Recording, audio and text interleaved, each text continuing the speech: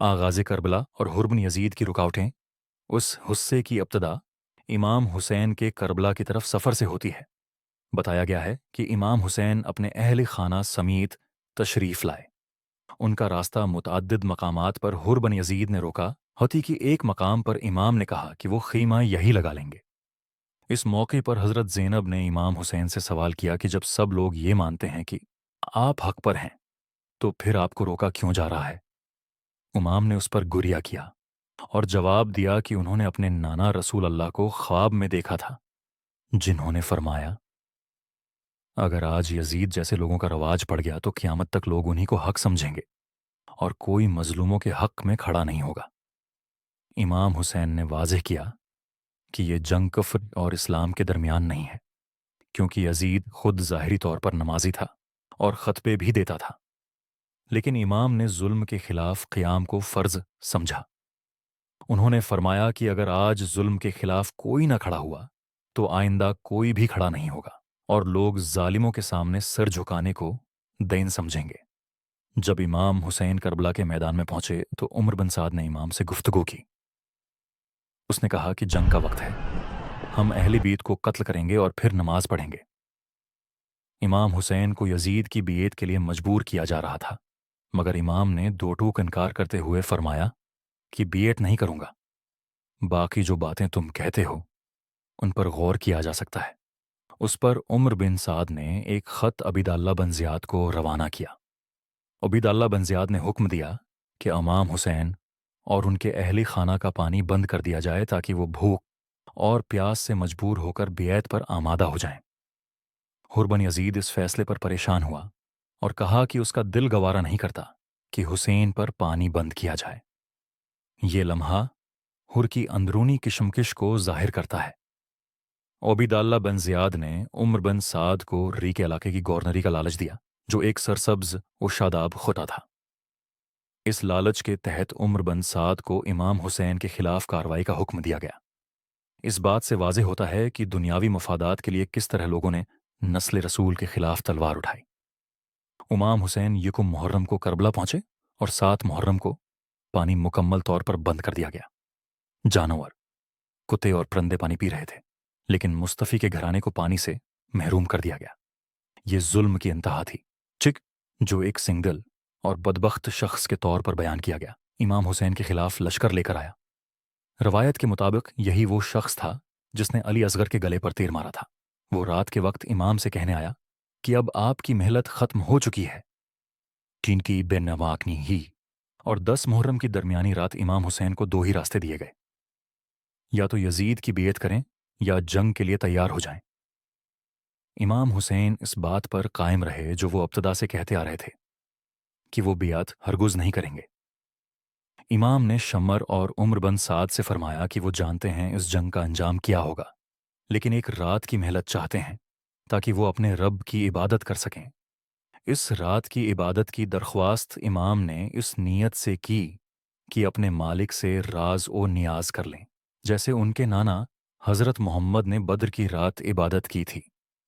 شمر اور عمر بن سعد نے انکار کیا، لیکن حر بن یزید، جو اندرونی طور پر پہلے ہی نادم ہو چکا تھا، بول اٹھا کہ حسین کو عبادت کی مہلت دی جانی چاہیے۔ اس کی بات مان لی گئی اور امام کو 1 رات کا وقت دیا گیا۔ امام حسین نے فرمایا کہ ماننے والا کٹا کوئی نہیں، ماننے والا کٹا مولی ہے۔ یہ جملہ امام کی روحانی گہرائی اور دنیاوی لالچ سے بے نیازی کو ظاہر کرتا ہے۔ انہوں نے موجودہ دور کے ضمیر فروشی کے رواج پر گہری تنقید بھی کی کہ لوگ اپنی مرضی، شہوت اور مفاد پر قیمت لگا کر دین فروشی کرنے لگے ہیں۔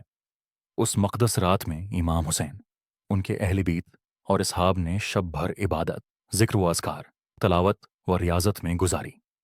تہجد کے وقت امام نے خیموں میں موجود سب کو نصیحت کی کہ آواز بلند نہ ہو، سکون اور صبر کا مظاہرہ کیا جائے۔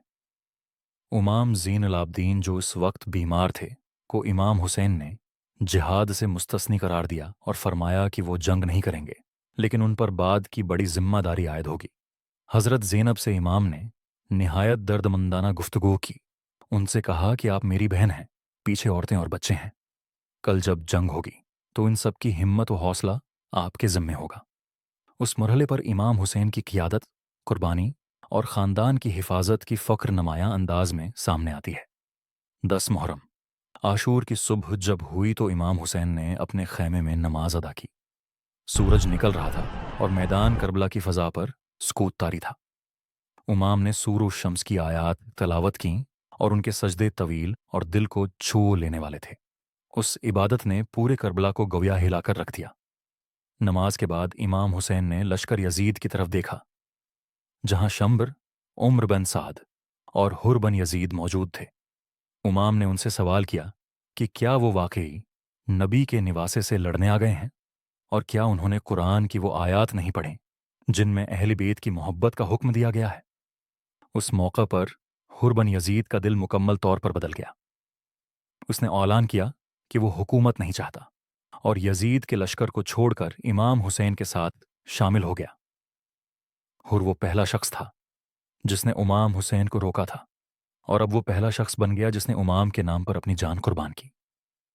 یہی وجہ ہے کہ آج اسے حر بن یزید رضی اللہ عنہ کہا جاتا ہے۔ جہاد کا طبل بجایا گیا، امام حسین کو میدان میں کھڑا کیا گیا۔ ان کی سادگی اور عظمت کا یہ عالم تھا کہ ان کے جسم پر ذرا نہ تھی، نہ سر پر کپڑا، لیکن ان کے چہرے پر نور، ایمان اور وقار نمایاں تھا۔ یہاں لوگوں کی بے حسی اور دین سے دوری پر تنقید کی گئی کہ کیسے وہ بے شعوری سے ایسی شخصیت کے خلاف جنگ پر آمادہ ہو گئے۔ کربلا میں امام حسین کے ساتھ موجود افراد کی تفصیل دی گئی ہے۔ ان کے ساتھ ان کے 4 بھائی تھے: حضرت عباس، ابو بکر بن علی، عمر بن علی اور عثمان بن علی۔ ان سب کو حضرت علی نے اپنے قریبی دوستوں اور خلفائے ثلاثہ کی محبت میں ان کے ناموں سے موسوم کیا تھا، اس لیے ان کے نام شاذ و نادر ہی مجالس میں لیے جاتے ہیں۔ لیکن وہ سب کربلا میں امام حسین کے ساتھ شانہ بشانہ شہید ہوئے۔ حضرت زینب، جو امام حسین کی سگی بہن تھیں، ان کے 2 بیٹے بھی کربلا میں موجود تھے، اوّن اور محمد۔ جب امام حسین میدان میں جانے لگے تو حضرت زینب نے فرمایا کہ پہلے میرے بھائی نہیں جائیں گے بلکہ میرے بیٹے جائیں گے۔ یہ قربانی محض بھائی کے لیے نہیں بلکہ دین کی سربلندی کے لیے تھی۔ زینب نے ماں ہونے کے باوجود اپنے بیٹوں کو خود میدان شہادت کے لیے بھیجا، جو عظیم جذبہ وفا اور قربانی کی اعلی مثال ہے۔ وہ امام حسن کے بیٹے اور امام حسین کے بھتیجے تھے۔ جب وہ جنگ کے لیے امام حسین سے اجازت لینے آئے تو امام نے منع کر دیا کہ تم بہت کم عمر ہو۔ حضرت قاسم نے اس پر ایک تعویذ پیش کیا جو ان کے والد امام حسن نے ان کے لیے چھوڑا تھا۔ اس تعویذ میں لکھا تھا: قاسم، اگر میرے بھائی حسین پر کوئی سخت وقت آ جائے تو تم اس کے آگے آگے رہنا تاکہ اسے حسن کی کمی محسوس نہ ہو۔ یہ وصیت امام حسین کے لیے اتنی جذباتی اور وزنی تھی کہ انہوں نے قاسم کو میدان میں جانے کی اجازت دے دی۔ حضرت قاسم صرف 16 سال کے نوجوان تھے، لیکن ان کی بہادری نے کربلا کے میدان کو ہلا دیا۔ کربلا کی سخت گرمی، 3 دن کی پیاس اور اذیت کے باوجود وہ میدان میں اترے اور انیس دشمنوں کو قتل کر کے لوٹے۔ ان کی جنگی مہارت اور دلیری نے یزیدی فوج کو لرزا دیا۔ جب دشمن نے محسوس کیا کہ یہ نوجوان سب پر بھاری ہے تو عمر بن سعد نے چاروں طرف سے حملہ کرنے کا حکم دیا۔ ایک تیر ان کی گردن کے پیچھے لگا جس سے وہ گھوڑے سے گر گئے۔ اس منظر کو حضرت زینب پردے کے پیچھے سے دیکھ رہی تھی۔ انہوں نے لرزتے ہوئے دل سے کہا: میں دیکھ رہی ہوں کہ میرے بھائی کا بیٹا گر گیا ہے حسین، اسے اٹھا کے لا۔ امام حسین نے خود جا کر حضرت قاسم کو میدان سے اٹھایا۔ اس مقام پر امام کا ضبط، زینب کا حوصلہ اور اہل بیت کا دین کے لیے بے مثال ایثار ہمیں جھنجھوڑ کر رکھ دیتا ہے۔ حضرت علی اکبر امام حسین کے بڑے بیٹے تھے اور ان کا چہرہ اور حلیہ رسول اللہ سے مشابہت رکھتا تھا۔ جب لوگ نبی کریم کی زیارت سے محروم ہوتے تو انہیں حضرت علی اکبر کو دیکھنے کا مشورہ دیا جاتا۔ ان کی صورت میں نبی کی شبیہ اور ان کا نور نظر آتا تھا۔ جب حضرت علی اکبر میدان جنگ میں اترے تو لوگوں کے لیے یہ منظر ناقابل یقین اور دل دہلا دینے والا تھا کہ رسول کی شبیہ تلوار تھامے یزیدی لشکر کے خلاف صف آ رہا ہے۔ وہ بہادری سے لڑے، کئی دشمنوں کو قتل کیا، لیکن آخرکار ایک تیر ان کے گلے میں پیوست ہوا۔ جیسے ہی وہ زمین پر گرے، امام حسین دوڑتے ہوئے آئے اور تیر کو ان کے گلے سے نکالا۔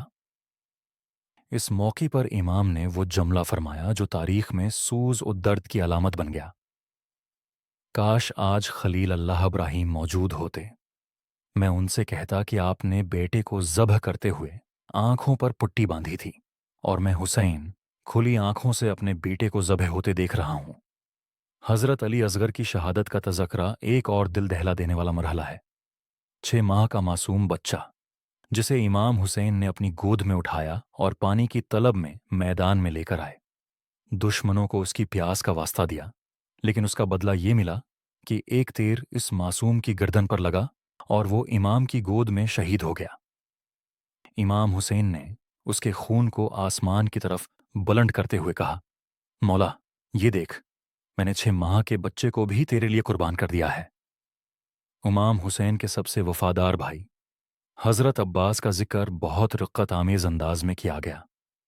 بچوں نے پیاس کی شدت سے بےتاب ہو کر پانی مانگا تو حضرت عباس نے مشکیزہ اٹھایا اور پانی لینے کے لیے نکلے۔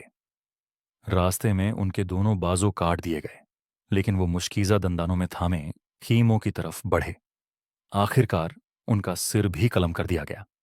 حضرت عباس کی شہادت امام حسین کے لیے وہ لمحہ تھا جہاں وہ پہلی بار کمزوری محسوس کرنے لگے۔ انہوں نے کہا: اب حسین کی کمر ٹوٹ گئی۔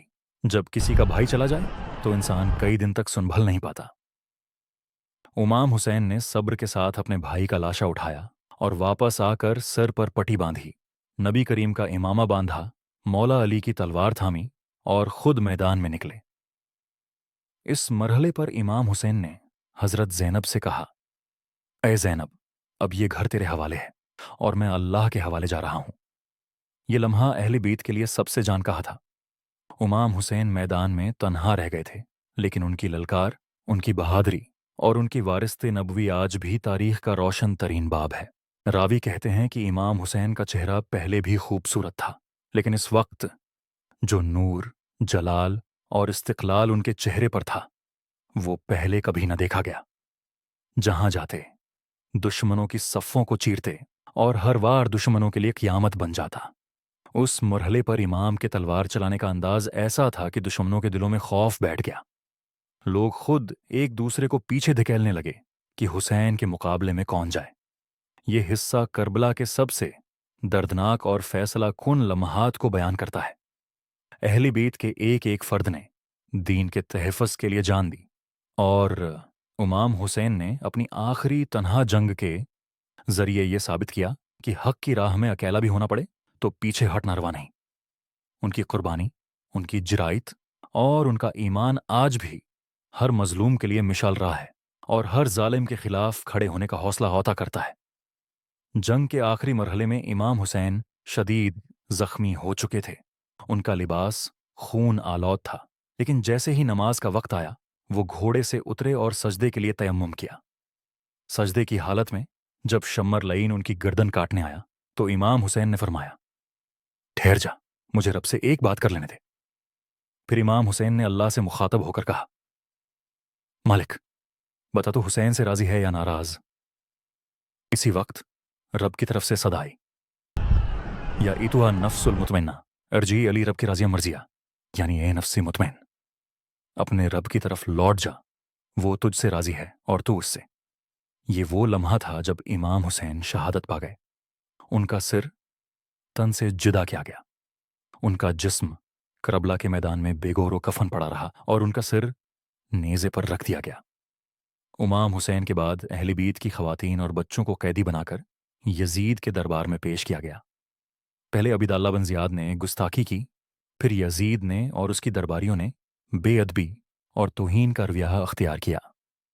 اس دوران مقرر خاص طور پر سعودی عرب کے بعض علمان کی تنقید کرتا ہے جو یزید کے کردار کو درست اور امام حسین کو بغاوت کا مرتکب قرار دیتے ہیں۔ مقرر شدت سے ان دعووں کی تردید کرتے ہیں اور کہتے ہیں کہ جو شخص نبی کریم کے اہل بیت کو برا کہے، ان کے قاتل کو امیرالمؤمنین کہے، اسے امام بنائے، اس سے اتحاد ممکن نہیں۔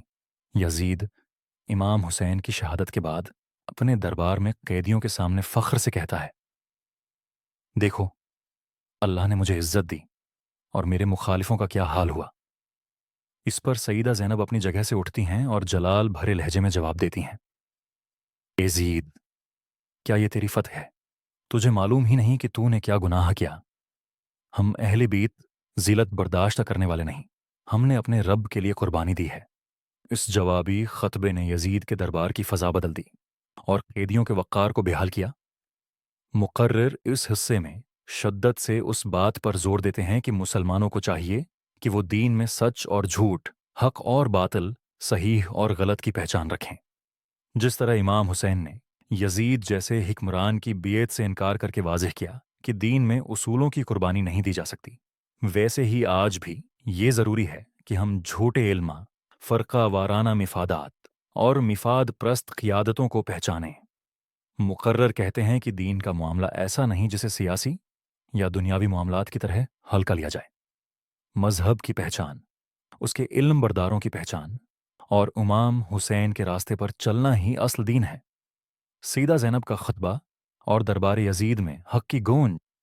جب یزید نے دربار شام میں اہل بیت کی خواتین کو قیدی بنا کر پیش کیا اور فخر سے کہا کہ دیکھو اللہ نے مجھے عزت دی ہے، تو سیدہ زینب نے پورے وقار اور شجاعت کے ساتھ لب کھولے۔